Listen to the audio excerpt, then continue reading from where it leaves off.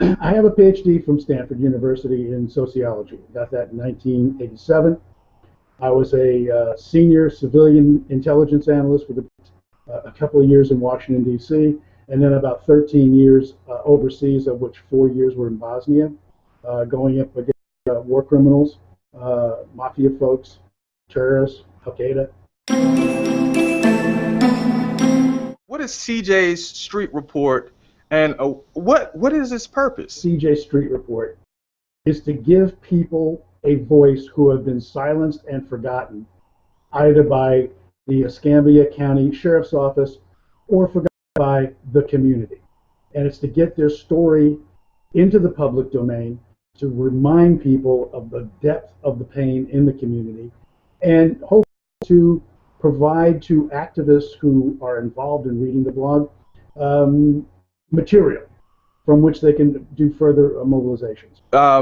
And reading in some of the blogs and all that, some of the articles and so forth, you've really broken down some of the, I can't say what ways that one could perceive of him, but some of the characteristics that he may hold that's not favorable to the African American community. Can you talk about that, and how did you come about that assumption? It was widespread in the community as I talked to people that they felt the sheriff was personally unattached to the community and cared about the community.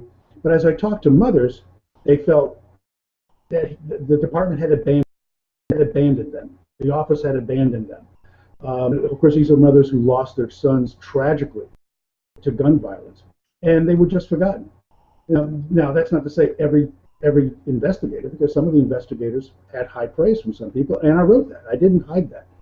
But generally, they felt the department was unresponsive and didn't care. And I'll give on WCOA, Mr. Rick Allison, he interviewed the sheriff and, of course, provided a recording of that. Mm-hmm. One of your articles that you've written centers around that and the fact that Sheriff Morgan speaks of this super predator. Now, when I think of the predator, I think of that draglock having animal that Danny Glover fought.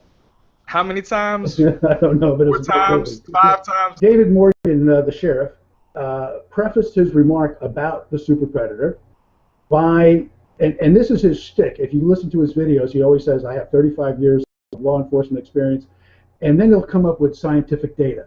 And so he's trying to say that this is scientific. And what he did was, it's a good thing my wife, who has a master's degree in criminal justice back in 1991, keeps me up to date with what's going on in the criminology field. And he said this concept was only about 5 or 10 years old. So he buffaloes people.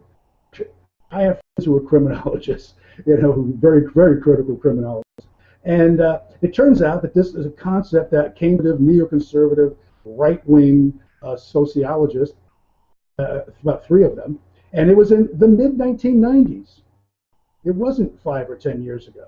So he doesn't really know what he's talking about. He just likes to appear that he knows what he's talking about, and originated the term super predator.